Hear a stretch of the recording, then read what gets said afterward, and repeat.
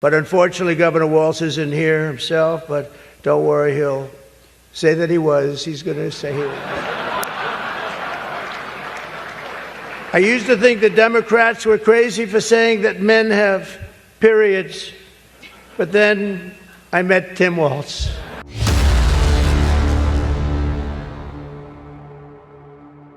Okay, so Governor Tim Walz is on The View this morning with an interview, and they ask him all the same questions they asked Kamala Harris. And of course, he couldn't answer them to save his life. And he, again, overlooked his web of lies because they asked him about that as well. So what we're going to do is take a look at this interview and talk about it. And where we're going to start first is the number one question, which is what will be the difference between Joe Biden and Kamala Harris and their administration versus Kamala Harris and a Tim Walz administration? Watch. Governor, voters are saying change is a critical issue this election. But our ABC poll shows only a third of Americans believe a Harris-Walz ticket would bring that change. I want to pose a similar question to you that we asked Vice President Harris. Can you point to a policy decision over the last 4 years that you and the Vice President would have handled differently from President Biden? Well, I think this expansion on Medicare is something that I wished would have been proposed sooner. But look, they're tackling the issues that they needed to. They came out of a pandemic that Donald Trump had left a mess for, an economy with supply chains that were broken. But I think focusing on this care economy, the two things that the Vice President proposed that I hear everywhere, especially in rural America, is this issue of affordability on child care and the ability of seniors to get health care, protecting that. So I think just in this last week, you saw a major rollout in protecting rural hospitals. This is a big issue. We have ambulance deserts in large parts of America, Minnesota included, where you can't do that. And I think she's really leaning into these issues that impact people personally and then doubling down on whether it's housing or child tax credit. Those are pretty big differences. All right. So obviously, number one, I find it funny how Democrats blame Trump for the pandemic. Okay, so it's Trump's fault that there was COVID and it was as crazy as it was. It's his fault that the supply chain shut down because we know most of the things we're getting in our economy is coming from China and the virus originated from China. But hey, it's his fault, right? That's how out of touch these people are. And of course, it's politics, so we know they're going to lie about it. But I just find it funny that that is his response to the question. And again, he didn't answer it because there will be no difference. It will just be continuation. I mean, he said it, an expansion on Medicare. I mean, he didn't say we're going to do this differently. He said we're going to expand. So you're going to do more of the same is what you're saying. And the thing about your vice president nominee that you would want as the presidential candidate is you'd want them to be able to make the case better than you can.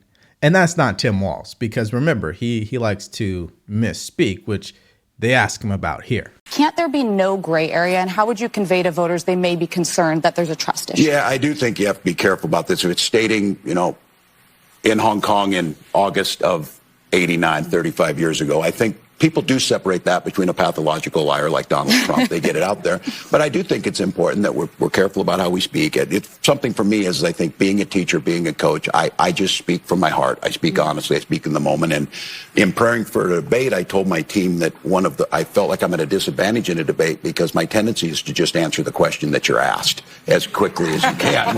Which seems never what you do in a debate. Never, that's right. They would say that. So, yeah, I think so. But I think the public sees this, just the massive amount of misinformation that gets poured out there. It is important to be detailed. Oh, wow. Okay, so if I'm passionate and I care about what I'm talking about, it's okay for me to lie. Like lying about my retired rank from the military, right? I mean, that's okay because I love the military, I love my service, and so it's okay for me to tell people I retired as a command sergeant major. Okay, it's okay to tell people I was somewhere when I wasn't. I guess it's all okay. So if Trump lies, but he's passionate about the country, it's not okay. So there's another contradiction when it comes to their messaging because it just doesn't make sense. And obviously he tries to wrap in that Trump is a pathological liar. So if Trump is a pathological liar, then every one of you guys are pathological liars. Now, we do know that you guys are pathologically Trump deranged. I mean, look at his response when they asked him about Trump's visit to McDonald's. What do you say about the perception that the economy is doing poorly, and what? Yeah, And what do you say to these Americans who feel like they're struggling? Yeah, well, if they're saying they are, they are. And I think for all of us of prices being out there, I think that's why Vice President Harris has made it very clear that that is a top priority, whether it's focusing on home ownership, which we know these proposals work.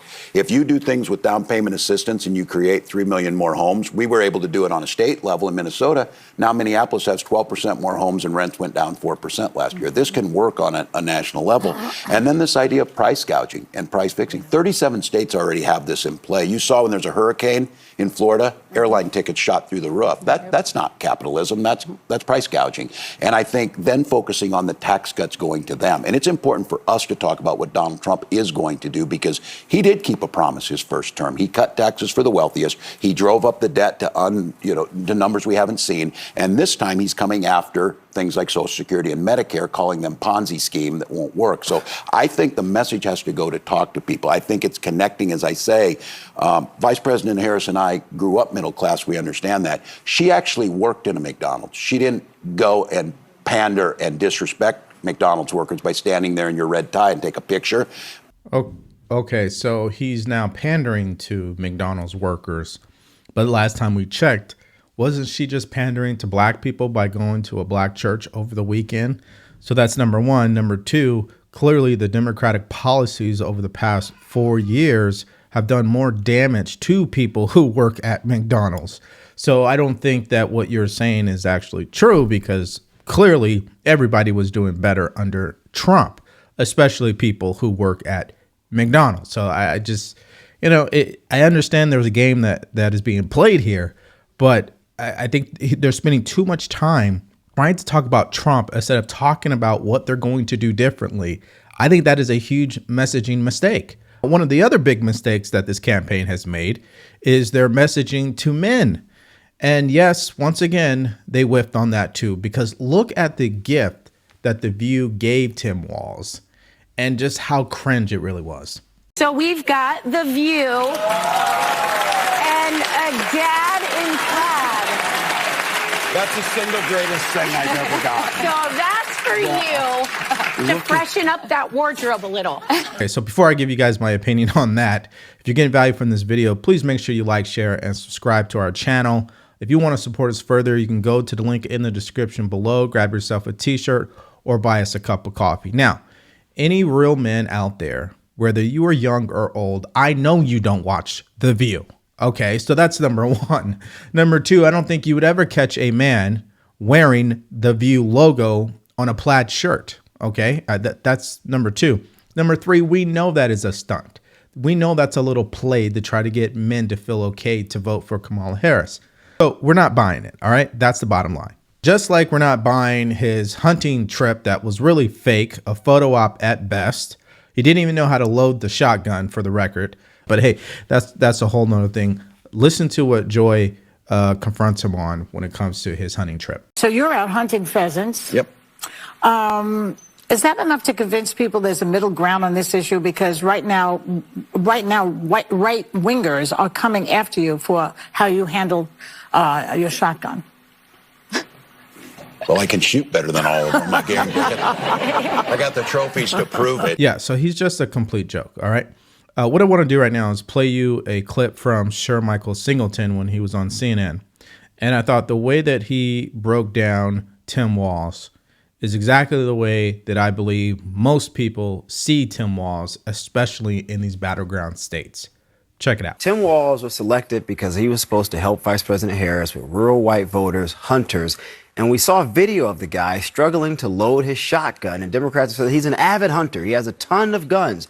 He couldn't load an A400. I have one of those guns, semi-automatic, easy to load. And then he said, you see this little thing here? Because when you get older, it sort of helps protect you. It's called a recoil pad. It does soften the blow. But he didn't even know the proper name. So for any hunter out there who saw that video, they're thinking this guy doesn't know anything about firearms. They need to get a refund, just like the little pretend Bass Pro Shop suit he got. They should have went with the governor of Pennsylvania. Okay. There's just a couple of things I have for you guys. So number one, I think Tim Walz should probably focus more on learning how to tell the truth and also answer questions better than his running mate, because both of them, when it comes to interviews, they're just the worst. Listen, the second thing, too, is at this point, we know what their messaging is. Trump is bad, threat to democracy, he's unstable, unhinged. And I keep telling you guys, what's funny is they continue to be the same thing that they accuse Trump of being, meaning they're the ones who are unhinged. Tim Walz, you don't even know how to load your own shotgun. That's number one. Number two, you whipped on the whole George Floyd riots and how you responded on that. Number three, you've lied every step of the way of your political career to get to where you want to go. No wonder you and Kamala Harris are a team, because both of you guys flip-flop or lie about everything possible to get to where you want to go, which means you guys really don't believe in anything. Yeah, so like I stated, I believe Tim Walz is a joke. Really, I don't take him seriously. Kamala Harris calls Trump an unserious candidate. Tim Walz is an unserious candidate. And we know that he continues to be caught in his web of lies time and time again. So what do you guys think about this interview with Tim Walz and that plaid shirt with the View logo on it? Like, what are they trying to do, right? Is there a message they're trying to send to men? I just don't buy it whatsoever. I mean, give me your thoughts in the comment section below. Now, we know that him going on The View and how he explained that fake hunting trip is all just a stunt. But if you really want to see a stunt done in the right way, there's a video of me talking about Trump trolling Kamala at the McDonald's over the weekend, and you could click on that video because it's coming up right now.